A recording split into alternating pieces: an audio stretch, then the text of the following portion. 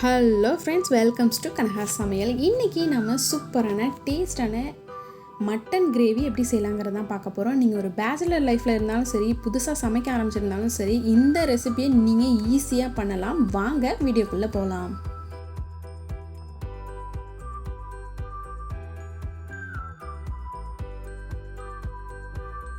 இப்போது நான் இன்றைக்கி குக்கரில் செய்ய போகிறேன். அதனால் குக்கரையே எடுத்து டைரெக்டாக வச்சுட்டேன். ஹீட் ஆனதுக்கப்புறமா ஒரு 4 டேபிள் ஸ்பூன் அளவுக்கு எண்ணெய் விட்டுக்கலாம். எண்ணெய் நல்லா சூடானதுக்கப்புறமா ஒரு பிரிஞ்சி இலை, 2 கிராம்பு, 2 ஏலக்காய், ஒரு ஸ்டார் முட்டு, சின்ன துண்டு பட்டை, இது எல்லாத்தையும் போட்டு நல்லா தாளிச்சிக்கலாம். இது நல்லா பொரிஞ்சதுக்கு அப்புறமா நம்ம பொடியாக கட் பண்ணி வச்சுருக்க வெங்காயம் சேர்த்துக்கலாம். பல்லாரி வெங்காயம் நல்லா பெரிய வெங்காயமாக இருந்ததுனால ஒரு பல்லாரி வெங்காயத்தை பொடியாக கட் பண்ணி இதில் நான் சேர்த்துருக்கேன்.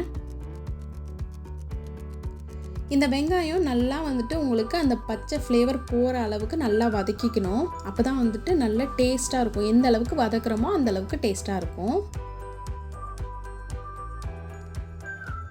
அதாவது நான் இப்போ சொல்கிறது எல்லாமே 1/4 கிலோ அளவுக்கு மட்டனுக்கு தான் நான் சொல்கிறேன். ஏன்னா நான் இன்றைக்கி 1/4 கிலோ மட்டன் தான் செய்ய போகிறேன்.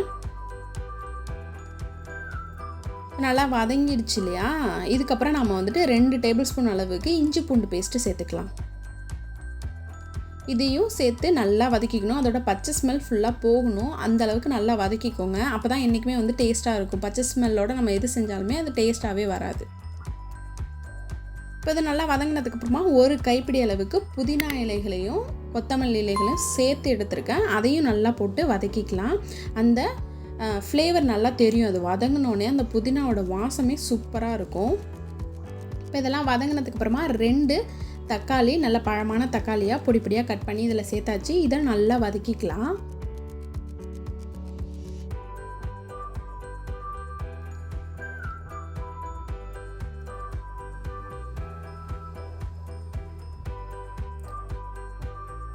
இதில் பார்த்தீங்க அப்படின்னா நம்ம கொஞ்சமாக உப்பு போட்டுக்கலாம். நல்லா வதங்கிடும்.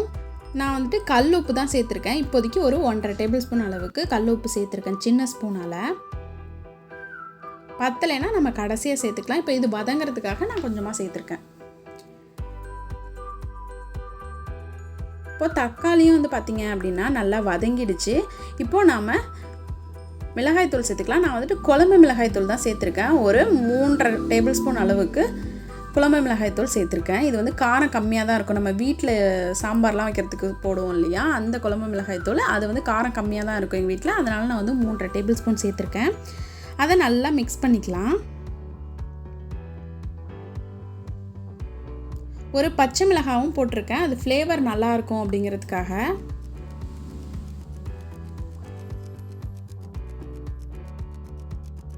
அடுத்து 1/4 கிலோ மட்டன் சொன்னேன் இல்லையா, அதை நல்லா வாஷ் பண்ணி எடுத்து வச்சுருக்கேன். அதை இதில் சேர்த்துக்கலாம்.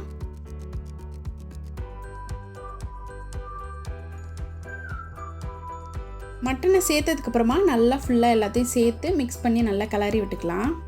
ஒரு 2 நிமிஷம் அது மாதிரி நல்லா கிளறுங்க.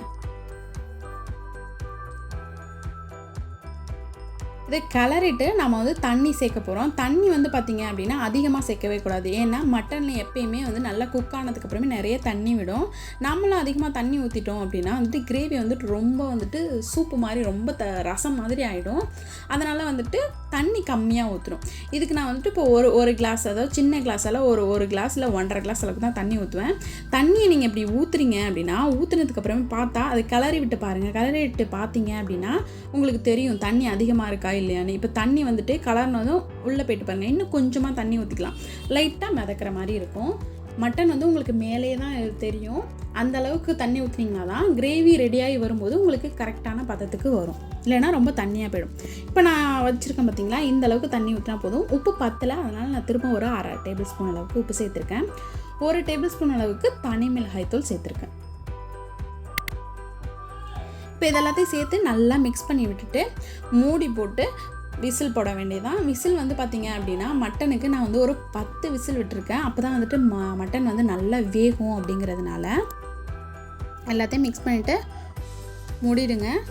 நல்லா மூடி விசிலை போட்டுருங்க. 10 விசில் கரெக்டாக அந்த நம்ம கிரேவி வச்சுருக்கோம் இல்லையா, அந்த மட்டன் கிரேவி வாசம் நல்லா வரும் 10 விசில் விட்டதுக்கப்புறம். அதுக்கப்புறமா நம்ம அதை ஓப்பன் பண்ணி பார்க்கலாம். இப்போ நான் 10 விசில் வச்சு தான் எடுத்திருக்கேன். நல்லா குக் ஆகிடுச்சு. எல்லா மசாலா எல்லாமே ஃபஸ்ட்டே போட்டதுனால ஃபுல்லாக அது வந்து ரெடி ஆகிடுச்சு. இதுக்கப்புறம் அதில் சேர்க்குறதுக்கு எதுவுமே கிடையாது. மட்டனும் வந்து பார்த்திங்க அப்படின்னா நல்லா குக் ஆகிடுச்சு. திக்காக வந்திருக்கு பாருங்கள் கிரேவி. நம்ம தண்ணி அதிகமாக ஊற்றிட்டோம் அப்படின்னா ரொம்ப தண்ணியாக இருக்கும். இப்போ நம்ம தண்ணி கரெக்டாக ஊற்றினதுனால நல்லா கிரேவியாக வந்திருக்கு. இதில் கொத்தமல்லி இலைகளை போட்டு நம்ம பரிமாற வேண்டியதான். ரொம்ப சூப்பரான, ஈஸியான, சிம்பிளான, டேஸ்டான ஒரு மட்டன் கிரேவி எப்படி செய்யலாங்கிறத பார்த்தோம். இந்த வீடியோ உங்களுக்கு கண்டிப்பாக பிடிச்சிருக்கும். பிடிச்சிருந்துச்சுன்னா எங்கள் சேனலுக்கு லைக் பண்ணுங்கள், ஷேர் பண்ணுங்கள், கமெண்ட் பண்ணுங்கள். மறக்காமல் சேனலுக்கு சப்ஸ்கிரைப் பண்ணுங்கள். கூடவே பக்கத்தில் இருக்க பெல் பட்டனை ப்ரெஸ் பண்ண மறந்துடாதீங்க. Thank you friends.